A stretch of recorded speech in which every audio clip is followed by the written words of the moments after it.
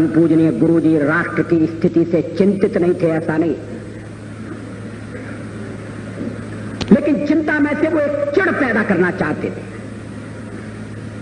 यदि आज देश की स्थिति अच्छी नहीं है तो हम इसे अच्छा बनाएंगे।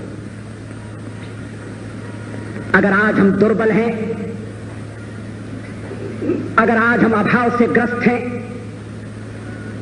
अगर भारत माता का कोई भी पुत्र या पुत्री सम्मान से, समृद्धि से जीवन यापन करने की क्षमता नहीं रखता तो ये हमारे लिए चुनौती है, और हम इस चुनौती का सामना करके भारत के भाग्य को बदलेंगे। उनकी चिंता में से ये संकल्प पैदा होता। बार बार मेरी आंखों के आगे वो आखिरी दिन का चित्र उपस्थित हो जाता है।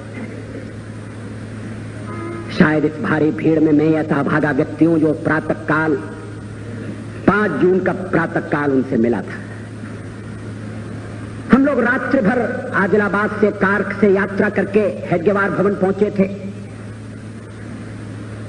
इच्छा थी परम पूजनीय जी के दर्शन कर लें। वो संध्या वंदन करके बैठे थे। संध्या का क्रम कभी नहीं रुका। संघ की प्रार्थना प्रतिदिन करने का नियम कभी नहीं टूटा। और संध्या के बाद मिलने वाले लोग, हम लोग पहुंचे तो वही भुवन मोहिनी मुस्कान, हृदय का हरण करने वाली, तापों का निवारण करने वाली। व्यक्ति कितना भी दुखी हो, थका हो, चिंतित हो, एक बार परम पूजनीय गुरु जी के सानिध्य में पहुंच गया और उनकी दृष्टि पड़ी तो लगा सारी थकान मिट गई। उस दिन भी तबीयत बहुत खराब थी। उन्हें देखने वाला हर व्यक्ति नहीं समझ सकता था, मगर कुछ लोग समझ सकते थे।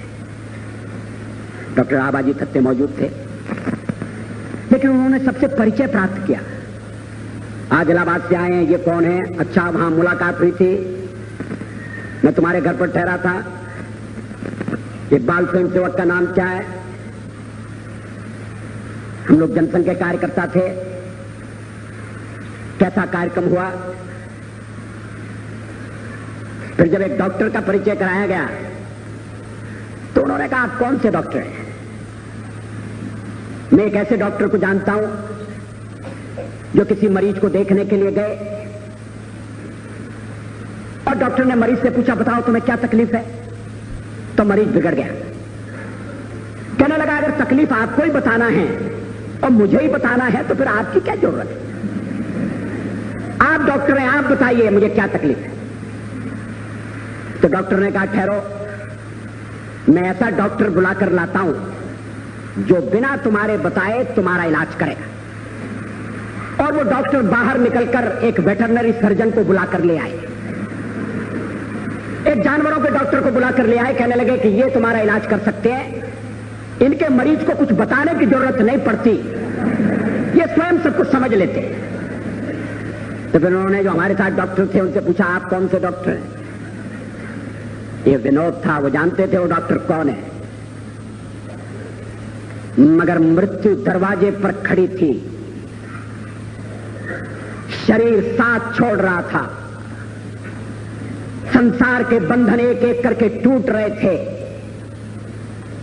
परम पूजनीय गुरु जी जानते थे अंतिम बुलावा आ गया है। प्रातःकाली उन्होंने कहा था, घंटी बज रही है, for whom the bell toll. ये घंटी किसके लिए बजती है? लेकिन स्वयं सेवक आ गए